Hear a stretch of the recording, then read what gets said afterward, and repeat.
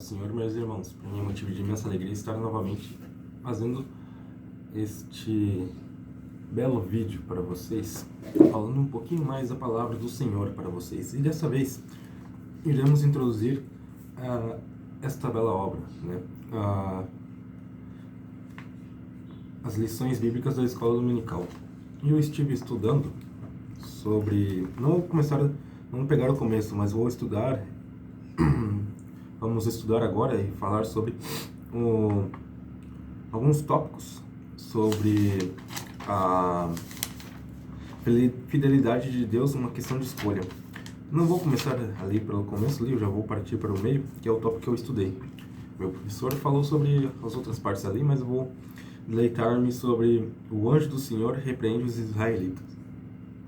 E para entendermos esse contexto, vamos lá para Êxodos, capítulo 7, versículo 1 e 2, que já iremos abrir aqui, a palavra de Deus, que assim diz: quando o Senhor teu Deus te tiver introduzido na terra, a qual vais a possuir e tiver lançado fora muitas gentes de diante de ti, os heteus e os girgazeus, e os amorreus, e os cananeus, e os perizeus, e os heveus, e os jebuseus, 7 gentes mais numerosas e mais poderosas do que tu. E o Senhor teu Deus a tiver dado diante de ti para as ferir totalmente e as destruirás. Não farás com elas conserto, nem terás piedade delas. Aqui, anteriormente, Deus já vai tratando de falar sobre a destruição desses inimigos, em qual o povo israelita deveria destruir por completo eles. Só que como ele é um povo... o povo atual, as novas gerações atuais são meio que dispersas da palavra de Deus, meio que não seguem diretamente o que Deus quer que eles façam, eles vão para um caminho totalmente oposto, né? Eles atacam seus inimigos e os deixam sobrar algumas partes deles. E o que ocorre por seguinte eles se casam com seus inimigos, eles se unem a eles, começam a adorar seus deuses e começa aquele ciclo vicioso que a palavra já vem tratando ali no livro de Juízes e de final de Josué e início de Juízes, né? Em que essa fidelidade a Deus é perdida e a adoração aos ídolos é iniciada. E depois disso, podemos falar também sobre Êxodos ali, que é a parte de Êxodos, capítulo 23, versículo 32 e 33, não farás aliança alguma com eles, nem com os seus deuses, né? Deus já vai advertindo muito tempo antes. E agora, após o pecado do povo, Deus manda um anjo do Senhor para repreender os israelitas. E assim diz a palavra do Senhor. Deus fala: não foi por falta de recursos que os israelitas não conseguiram derrotar todos os inimigos de Canaã.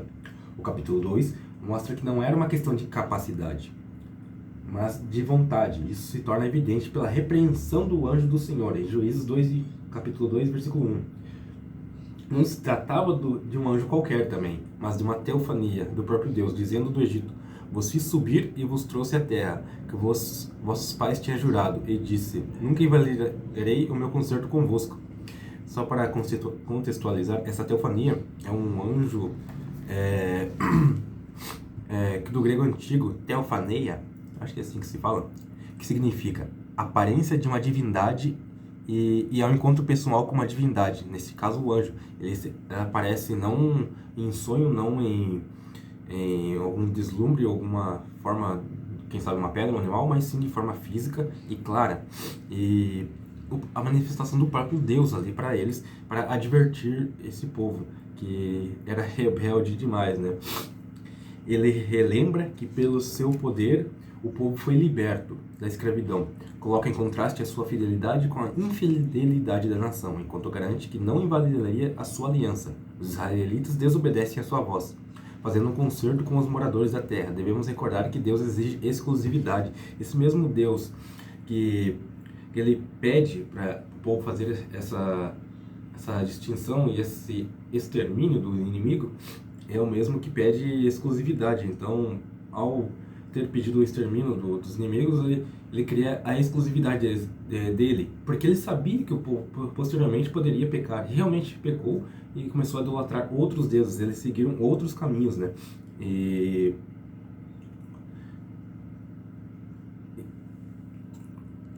remete também daquela coisa muito mais de confiar em Deus do que em nossas próprias forças, né? Que a gente, muitas das vezes, a gente busca somente o saber do homem. Ah, eu sei, eu posso, eu consigo. Mas muitas vezes, e na maioria delas, se você não tiver Deus, se você não tiver esse aliado que nos é tão benéfico, e tão bondoso, como tão cauteloso, né? A gente não consegue vencer aquela potestade, aquela dificuldade ou aquela adversidade que nos é imposta, né? E devemos entregar o nosso a nossa devoção a Deus e acreditar fielmente que Ele nos ajudará a vencer, não somente nossas próprias forças também, mas Deus é o alicerce real e o que nos faz realmente vencermos. Aqui também traz a questão da fidelidade, né, que é uma questão de escolha. Mesmo o povo estando pecando, mesmo o povo estando naquele meio termo ali entre aniquilar ou não o povo, eu acredito que nos remetendo àquela época, ele poderia ter exterminado, mas ele escolheu não fazer aquilo, ele escolheu ir para outro caminho, não ao que Deus queria. E é uma questão de escolha, a fidelidade em si é uma questão de escolha, porque a gente não é obrigado a servir a esse Deus, a gente não é obrigado a fazer o que Deus quer, mas tem as consequências também, né? Como o próprio povo sentiu e viu que estava pecando, e também o anjo do Senhor veio repreendê-los, para aos que achavam que estavam corretos também ter a plena noção daquilo que eles estavam fazendo, né? E já vamos partir para o ponto 2, né? A desobediência do povo, né? O Senhor foi claro em dizer que o povo havia desobedecido a aliança. Olha só, o Deus está advertindo eles, aliando-se aos cananeus e adorando seus falsos deuses. A pergunta retórica de Deus a pergunta retórica de Deus evidencia a incoerência dessa atitude. Por que fizestes isso? Até Deus faz eles se questionar: por que fizestes isso? Mesmo sabendo que era ruim, muitas vezes, né, que a gente já comentou ali anteriormente. Como pode o povo abandonar o Senhor que os libertou da escravidão, guiou-os pelo deserto com sinais e prodígios e conduziu até uma terra que manava leite e mel, triunfando sobre inimigos ao longo do caminho? Mesmo cercado de tantos atos de graça, fidelidade divina, a nação escolheu o caminho da desobediência, né? A gente sabe até do desamor, de não acreditar mais em Deus e seguir seus próprios valores, suas próprias crenças, ou criar seus próprios valores e crenças.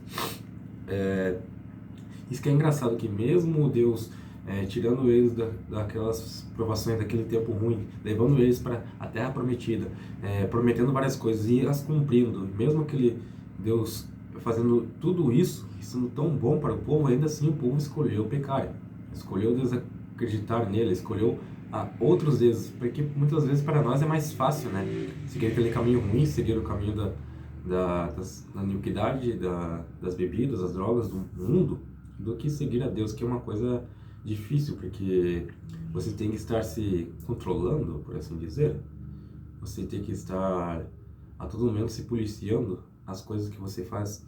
E prova que também que mesmo a gente tem que relembrar que mesmo a gente tendo vencido, que Deus tenha nos ajudado no passado, o presente é o que realmente importa. Ainda assim, estamos buscando a Deus pelo que Ele é ou pelo que Ele fez também? É uma pergunta que também devemos nos colocar em nossos corações. Seguimos a Deus pelo que Ele fez por nós ou por quem Ele é? Eu vou para a igreja para buscar a Deus pelo que Ele pode fazer por mim ou pela graça ou simplesmente pela fé? Ou porque eu quero bens materiais, ou porque eu quero ver aquela irmãzinha, aquele irmãozinho, ou eu quero seguir a igreja só por seguir, ou não é do meu fundo do meu coração, né? Essas perguntas retóricas que devemos trazer para nós mesmos, né? E vai muito daquela coisa também em Mateus 6, capítulo 6, versículo 24, diz que ninguém pode servir a dois senhores, porque ou há de odiar um e amar o outro, ou se dedicará e dedicará a um e desprezará o outro. Não podeis servir a dois, não podereis servir a Deus e a Mamon. É muito daquela coisa que a gente não pode seguir só o que a gente quer, o que a gente quer fazer, mas de fato entregar nossa vida a Deus, nossos pensamentos, tirar a ansiedade das coisas, viver plenamente uma vida cristã e verdadeira, porque é o certo a se fazer, é o que é bom. E Deus vai provando também que muitas das coisas que a gente abdica, muitas coisas que a gente deixa de lado, realmente são boas. Através da palavra, dos ensinamentos, a gente vai vendo que tudo que a gente quer, tudo que a gente faz, mesmo que a gente não acredite muito naquilo, mesmo que a gente não goste, posteriormente vai se mostrar de uma forma tão benéfica, tão boa para nós.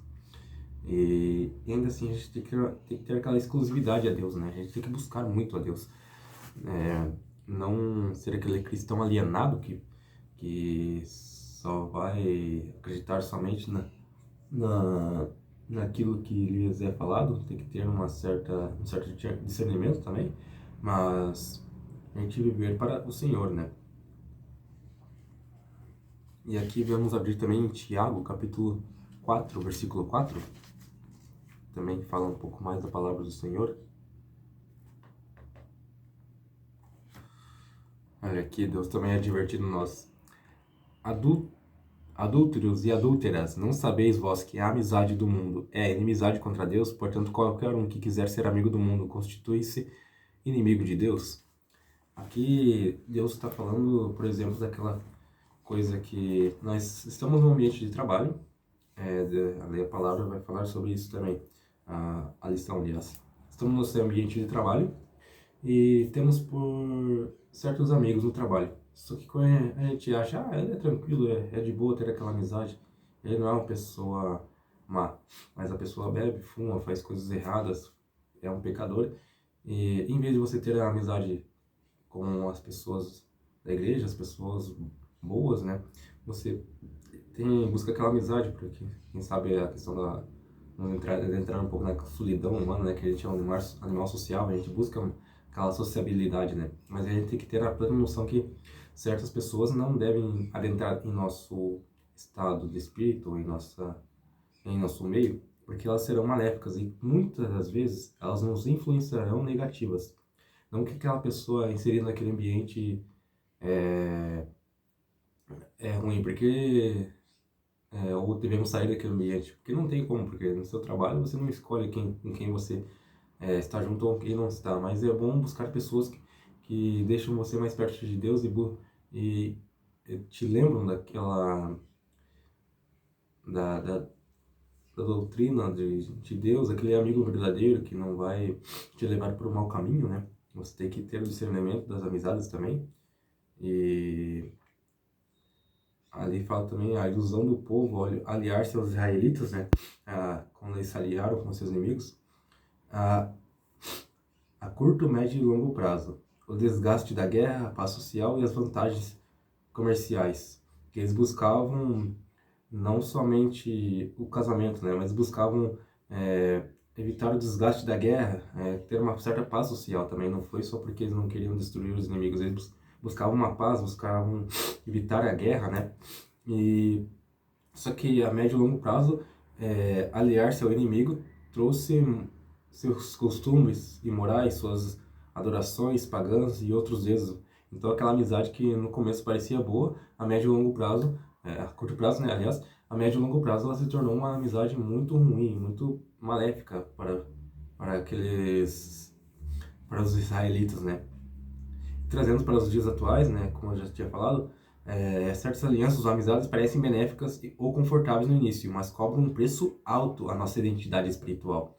Se não temos uma base bíblica forte, oração e jejum, o mundo nos molda e nos faz regressar ao pecado. Olha aí o que eu falei.